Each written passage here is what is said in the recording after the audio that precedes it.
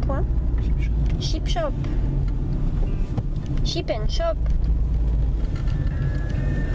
Alors Michel Serres n'aime pas du tout The Who, il nous déteste parce qu'on a passé une chanson en anglais, mais on persiste, on signe. Merci à Benjamin Riquet qui a réalisé cette émission, à Jean-Baptiste Audibert pour ses conseils musicaux, à Nicolas Delmas qui était à la technique ce soir, à Élodie Royer et Anne-Sophie Lazare qui ont préparé cette émission. Et puis j'espère, Michel, que vous avez écouté Very Good Trip, l'émission de Mishka Sayas. Il a un titre en anglais, il parle beaucoup de musique anglaise. Ce n'est pas pour cela qu'il n'est pas un très bon écrivain. Et j'espère que vous l'introduirez dans votre académie française, notre ami Mishka. Ça peut arriver, mais quand j'étais jeune, il y avait des mots allemands sur le nord de Paris. Et aujourd'hui, il y a plus de mots anglais que de mots allemands pendant la guerre. Donc ceux qui les mettent sont des collaborateurs. Mais pas du tout.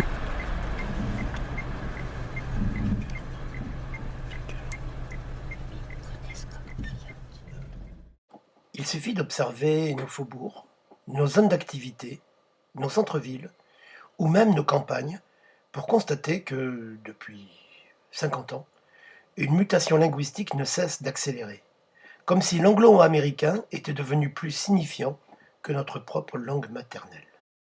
Comme le faisait déjà remarquer Régis Debray, ce changement de civilisation est normal. Il obéit à la loi du plus fort. Le XXe siècle fut pour les États-Unis une période hégémonique que la France a eu longtemps du mal à accepter.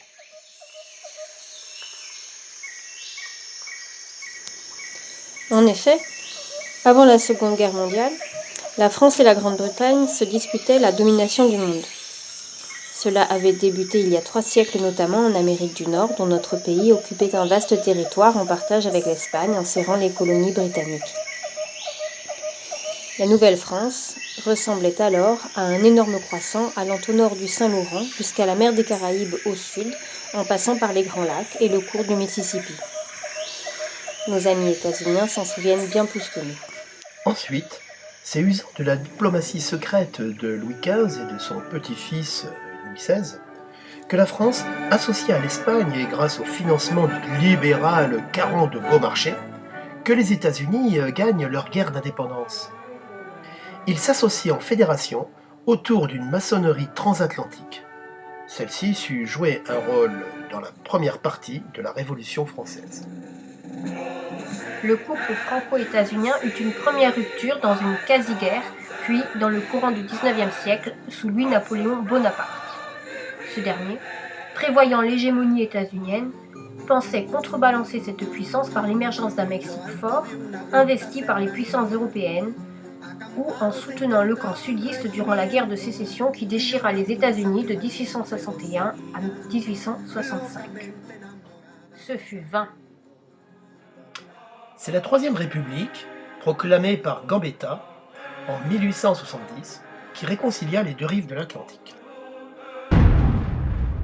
C'est au moment de la Première Guerre mondiale que Washington commença à se mêler des affaires internationales.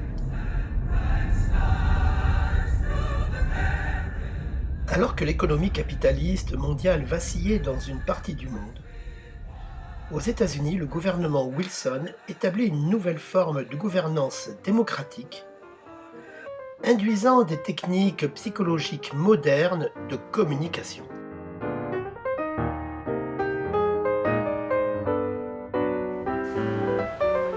Mais vinrent les premiers désordres géopolitiques entraînés par la Première Guerre mondiale. En 1919 à Versailles, c'est la première fois qu'un traité est rédigé en anglais, en plus du français. Pourtant, le français, depuis le XVIe siècle et jusqu'au début de ce XXe siècle, était la seule langue internationale. Ce traité de Versailles et les traités suivants remodelèrent le monde, et les États-Unis ont su prendre leur place dans ce nouveau concert des nations. On assiste à l'effondrement des empires et à l'émergence d'un socialisme conquérant mené depuis le Kremlin par Lénine et sur le champ de bataille par Léon Trotsky. Le bolchevisme sera combattu par une première coalition occidentale, regroupant les ennemis d'hier, et à laquelle nos soldats s'engagent aux côtés des Russes tsaristes, des Britanniques, des Tchèques, des des États-Unis, des Japonais, mais aussi des Allemands. L'Empire russe était trop vaste. Désormais le voici communiste, une raison de plus de le combattre et de le morceler. Cette première coalition, menée en partie par le général américain Grave, dans de cruels combats, échoua en partie, enlevant seulement à l'Empire russe devenu soviétique, la Finlande et les républiques baltes, ainsi que la Pologne orientale. La première coalition unie contre le communisme se déchirera autour du nazisme et du fascisme qu'en 1941 le Japon rejoindra, décidant de l'entrée des États-Unis dans le second conflit mondial. Celui-ci permettra à l'oncle Sam d'accomplir son hégémonie en 1945 par l'usage de la bombe atomique et devenant, de fait, le chef des puissances européennes déclinantes. De cette victoire, une historiographie discutable diffusée par Hollywood nous montrera Washington vainqueur du nazisme. Si pour la France, l'effort financier est américain indiscutablement, le sang est pourtant français, militaire ou civil, d'outre-mer ou de métropole, et surtout soviétique, à travers leurs 23 millions de morts. La peur d'une hypothétique invasion soviétique de l'Europe occidentale entretiendra l'industrie de l'armement et permettra la création de l'Organisation du traité de l'Atlantique Nord, OTAN, à laquelle, quelques années plus tard, répondra depuis Moscou le pacte de Varsovie pour une période qu'un journaliste influent appellera « guerre froide ». L'industrie du cinéma américain, dans une douce influence, viendra concurrencer le cinéma français. Dans les pays que depuis la libération ils contrôlent, les États-Unis entretiennent habilement un puissant réseau de meneurs d'opinion. Écrivains, artistes, journalistes et personnes politiques ou syndicalistes tiennent un discours anticommuniste et atlantiste. New York remplace Paris et devient la capitale culturelle et artistique du monde dit libre.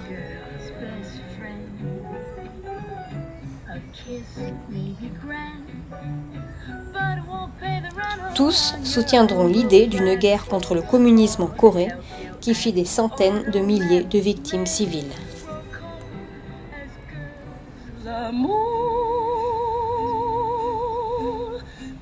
C'est l'avènement de la Ve République, incarnée par Charles de Gaulle, qui rééquilibrera durablement les forces. Et à Marilyn répond Bardot, à James Dean Delon. Aznavour, Claude François ou Sheila occupent l'Olympia. En France, les Américains chantent en français.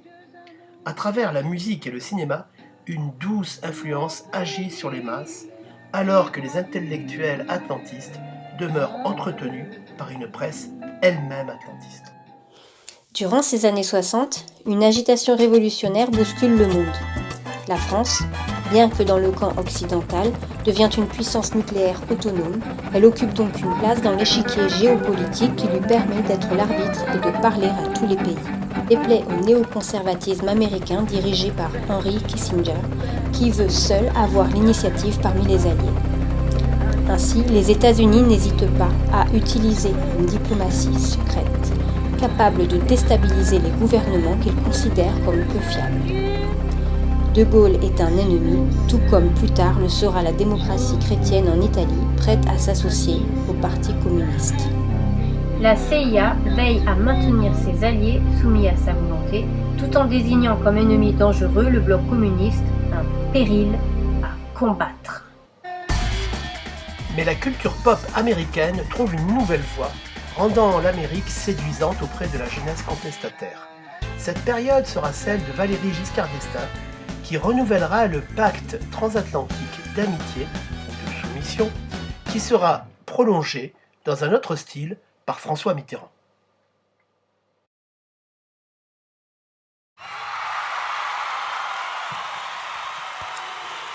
Après la guerre froide, à partir des années 1990, une fois assurée sa domination sur un nouvel ordre mondial, les États-Unis auront libre la route vers le pétrole tout en effaçant les régimes résistants aux règles du marché mondial et libéral.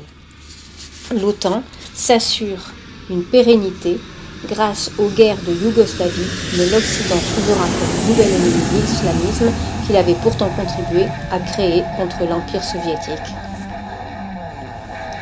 C'est l'âge d'or des boîtes de com'. Elles trouvent des noms aux opérations militaires en les justifiant. Si l'invasion de l'Afghanistan par les Occidentaux se justifie facilement, cette opération, baptisée pompeusement Enduring Freedom, occulte des interventions militaires états-uniennes plus vastes allant du Caucase aux Philippines, en passant par l'Asie centrale et la région des Grands Lacs en Afrique, pour aboutir à nouveau en Irak. Dans ce temple des Nations Unies, nous sommes les gardiens d'un idéal. Nous sommes les gardiens d'une conscience. La lourde responsabilité et l'immense honneur qui sont les nôtres doivent nous conduire à donner la priorité au désarmement dans la paix. Et c'est un vieux pays, la France d'un vieux continent comme le mien, l'Europe, qui vous le dit aujourd'hui, qui a connu les guerres, l'occupation, la barbarie. Si la France, dans un magnifique chant du cygne diplomatique en 2003, refuse de suivre Washington dans son hégémonie, ce sera pour mieux la rejoindre à la faveur d'un nouveau gouvernement dès 2007, 40 ans après en être sorti. Ce sont majoritairement des pays musulmans qui sont déstabilisés par les interventions militaires états-uniennes et de leurs alliés européens, auxquels désormais s'associe notre pays. Pour cela, il devient la cible d'attentats d'un terrorisme islamiste manipulé par les uns et par les autres, et finalement tapant aussi bien au Proche-Orient qu'en Europe, en Chine qu'en Russie, et bien sûr en France.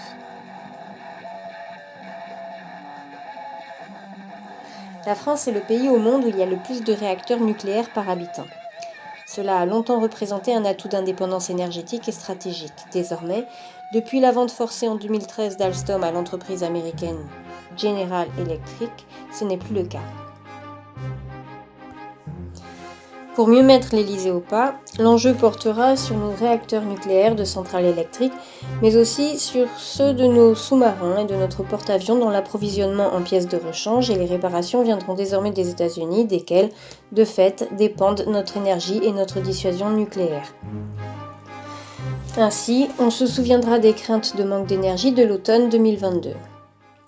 La situation fut miraculeusement débloquée par le débarquement de techniciens états-uniens venus réparer nos centrales. Comme résumé en 2008 dans la revue Hérodote, puis confirmé 17 ans plus tard par le New York Times, les États-Unis, avec leurs alliés européens, agissent aux limites de la Russie dans les anciennes régions du vieil empire russe. Biélorussie, Géorgie et Ukraine. La richesse de ce dernier territoire et sa corruption attisent les intérêts occidentaux qui s'y implantent dans une sorte de colonisation économique. En 2014, alors qu'à Kiev s'organise avec l'aide américaine un pouvoir ultranationaliste excluant de fait les minorités nationales, à commencer par les plus de 40% de russophones, voilà qu'éclate une guerre civile soutenue d'un côté par le Kremlin et de l'autre par Washington et Bruxelles. Cette guerre civile fera 14 000 morts avant qu'intervienne directement et illégalement, en 2022, la Fédération de Russie. Avec l'entrée de matériel et de conseillers de l'OTAN aux frontières avec la Russie, cette guerre prendra de l'ampleur. 3 ans plus tard, pour d'obscurs plans occidentaux, en Ukraine, 700 000 hommes sont hors de combat, autant de veuves, un pays saigné, mais dans un 2 poids 2 mesures, il nous faudra soutenir Kiev et abandonner le marché russe pour mieux servir les intérêts américains. Ces derniers nous vendront leur gaz 4 fois plus cher que celui de la Russie. Et entre autres, Renault, forcé d'abandonner le marché russe, perd 18% de son bénéfice. Du fait de cette politique atlantiste absurde, la crise s'installera dans l'Union européenne pour le plus grand bénéfice des États-Unis et de la Russie. Le dommage collatéral de cette guerre et la suivante en Palestine sera la faillite d'une grande presse qui deviendra propagandiste, oubliant tout de la charte de Munich. Pour plus d'informations et avoir recours aux sources, vous trouverez tout dans mon livre publié en 2023. On ne nous parlera que très peu du cas de la Géorgie où la France, petit soldat de Washington, a réussi à placer une haut fonctionnaire française 6 ans à la présidence de ce pays.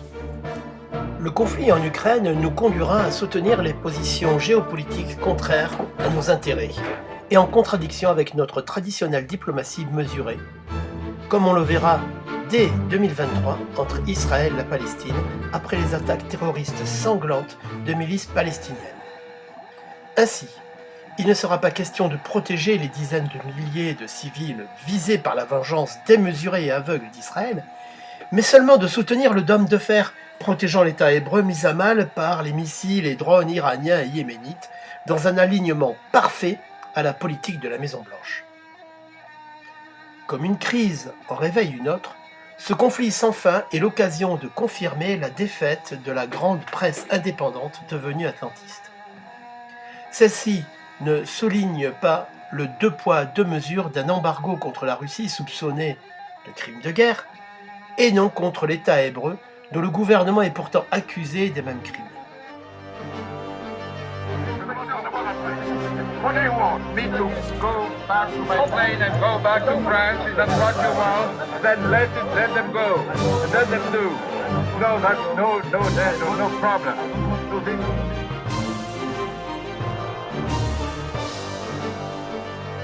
Bien au contraire, nos armes se dirigeront contre le Yémen, seules à pratiquer un embargo fermant la route approvisionnant Israël et ses alliés européens. Cette dernière coalition internationale menée par les États-Unis contre les rebelles yéménites est baptisée Gardiens de la prospérité. Elle est financée par notre argent et accroît notre dette, mais nous n'en entendrons pas parler par la presse. Notre position devant cette crise montre que nous sommes devenus américains, mais américains de seconde zone, car nous n'avons pas pu voter aux élections qui ont permis le retour de Donald Trump et de son néoconservatisme nationaliste et hégémonique. Si vous souhaitez mieux comprendre l'actualité, lire entre les lignes de nos journaux, si l'histoire des relations franco-états-uniennes vous intéresse, si vous vous demandez pourquoi Bernard-Henri Lévy ou son ami Raphaël Glucksmann, mais aussi Joe Dassin ou Jean-Luc Godard et Brigitte Bardot apparaissent dans ce film, ce que Jackson Pollock et le centre Guggenheim ont à voir avec tout ça, quel rôle joue désormais un président d'une république, et si vous vous demandez aussi combien coûte un canon César ou un missile Scalp et à qui sert notre porte-avions le Charles de Gaulle actuellement en mer de Chine, vous pouvez aussi vous demander pourquoi donc cet argent ne va pas à notre justice, nos écoles, notre police, nos urgences hospitalières. Alors vous trouverez les détails, les références et leurs chroniques dans le livre Américain malgré nous de Frédéric Dufour, publié aux éditions FIP et en vente dans toutes les bonnes librairies.